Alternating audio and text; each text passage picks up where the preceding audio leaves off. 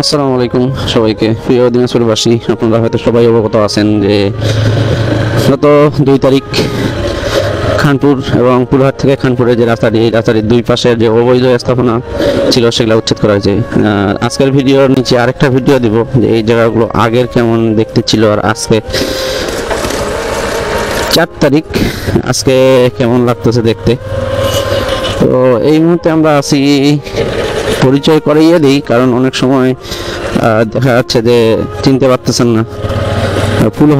ফুলহাটের যে ফারুক ডাক্তার এর দোকান বা ড্রিম ফার্মেসি যে ছিল, এবং জনতা ব্যাংক, অগ্রণী ব্যাংক, ফুলহাটের এই সামনের মার্কেটগুলো অথবা অনেকে চিনতে কষ্ট হবে কারণ মাঠের রাস্তার দুই পাশে যে দোকানগুলো একটিও নেই, সবগুলো ভেঙে দেওয়া হয়েছে এবং যে রাস্তার পাশে এগুলো অবৈধভাবে স্থাপন করা হয়েছিল সেগুলো উচ্ছেদ করে দেওয়া হয়েছে। এখন রাস্তাটি অনেক বড় লাগতেছে। তো এখানে আসলে আলোচনা দুটি সৃষ্টি হয়েছে যে সরকার এগুলো ভেঙে যে কারণে ভাঙতেছে, মানে দেখাচ্ছে যে কারণটা, ওই কারণটা যদি না হয় তাহলে এই যে এতগুলো লোকের রুজির যে ব্যবস্থাটা ছিল, রুজির ব্যবস্থাটা যে তারা এই দোকানগুলো থেকে করত সেটি বন্ধ হয়ে গেছে। তাদের অন্যত্র স্থাপন করে অন্যত্র যেতে অনেক সমস্যা হয়তো পোহাইতে হবে। তো এই বিষয়গুলো আর কি আজকের ভিডিওতে আপনারা শুধু দেখবেন যে আগের এই জায়গাগুলো কেমন ছিল আর এখন কি অবস্থা। খামার ব্যবস্থাপকের কার্যালয়ে, মৎস্য বীজ উৎপাদন কার্যালয়ে এখানে আছি। মানে ফুলহাটের শেষ প্রান্তে রূপন ঢুকবো কিছুক্ষণের মধ্যে। তার আগে এখানে পাটোয়ারির যে স্কেলটা ছিল, স্কেলটিও ভেঙে দেওয়া হয়েছে পূর্ব পাশে। পশ্চিম পাশে বেশি পাইনি, পশ্চিম পাশে যায়নি বেশি। পূর্ব পাশের মিলটি এবং পূর্ব পাশের আরও যে স্থাপনাগুলো ছিল সেগুলো ভাঙা পড়ছে। এইখানে সুতা না কি জানি তৈরি করতো কারখানায়, সুতার কারখানা, বিসিক ক্ষুদ্র কুটির শিল্প, এটির প্রাচীরটা ভাঙা পড়ছে। সামনের দিকে আমরা এখন রূপনে ঢুকতেছি। রূপনের দুই পাশে লক্ষ্য করলে আপনারা দেখতে পারবেন যে কতগুলো দোকান ছিল এখন কেমন ফাঁকা একটা মাঠ, ধুধু মাঠ হয়ে গেছে। যেদিকে হোটেল, অন্যান্য দোকানগুলো সবগুলোই। তারপরেও হোটেল, সকালে করে যারা নাস্তা খেতে আসে তারাও হোটেল খুঁজে পাচ্ছে না। ওদের অনেকেই এই দোকানগুলো থেকে যারা মাল বিভিন্ন জিনিস ক্রয় করতো এখন তাদের হয়তো অন্যত্র কোথাও নিতে হচ্ছে, কারণ এই দোকানগুলো এখন আর নাই। তবে মসজিদ, মাদ্রাসা এবং কবরস্থান এগুলোকে বাদ দিয়ে ভাঙা হয়েছে। আর ব্যাংক, অন্যান্য যে প্রতিষ্ঠানগুলো যারা সময় নিচ্ছে তাদেরকে একটু সময় দেওয়া হয়েছে, কিন্তু আশা করি যে উদ্দেশ্যে এগুলো করা হচ্ছে সেটি সফল হবে। এইখানে মার্কেট কি জানি একটা ব্যাংক ছিল, মনে নাই আসলে।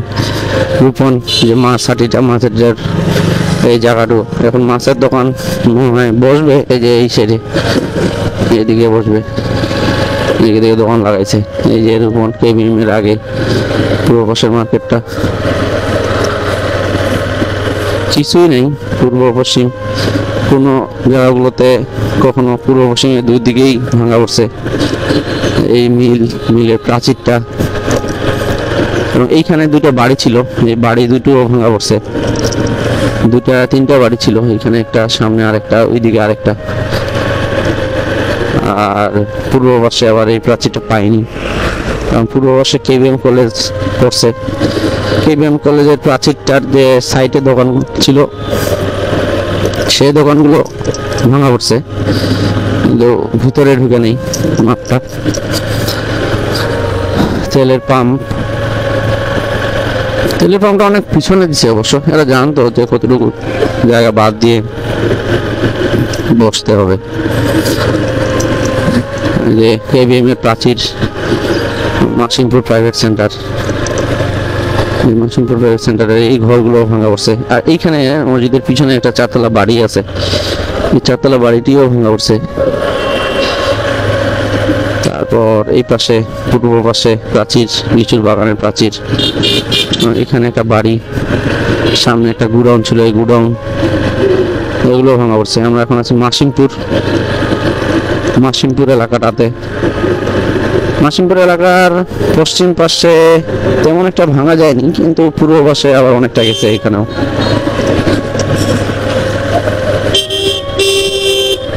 সিগন্যাল দেওয়া রে বাবা, এরা এই যে এই বাড়িটা, মসজিদের পাশের বাড়িটা, এই বাড়িগুলো নতুন তৈরি করলো। পশ্চিম পাশে যে বাড়িগুলো, এগুলো কয়েকদিন আগে তৈরি করছিল, এগুলো এই বাড়িগুলো মানুষগুলো কোথায় যাবে যে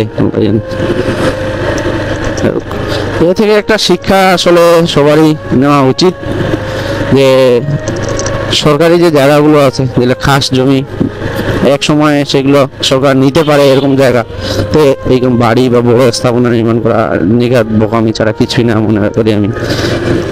সাহা মেনশন মাজারের, মাসুমপুর মাজারের ঠিক সামনে যে বাড়িটা ছিল, ওই বাড়িটার সামনের দিকে সাইডটা একটু ক্ষত করে দেওয়া হয়েছে, ভেঙে দেওয়া হয়েছে, কিন্তু শুনছি এটা পুরোটাই নাকি পাবে শেষ পর্যন্ত, শুধু শেষে একটু বাঁচা থাকবে।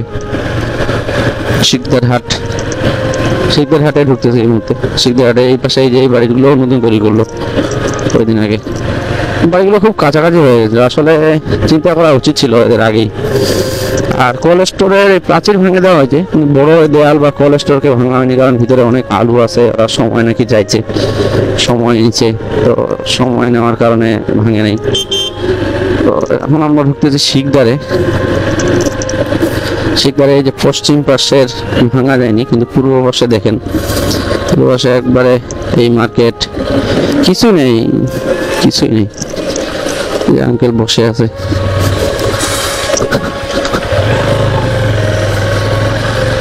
সবগুলো ভাঙা উঠছে। সামনে মার্কেট, পশ্চিম পাশে পূর্ব পাশে পুরোটাই মাঠ করে দিছে।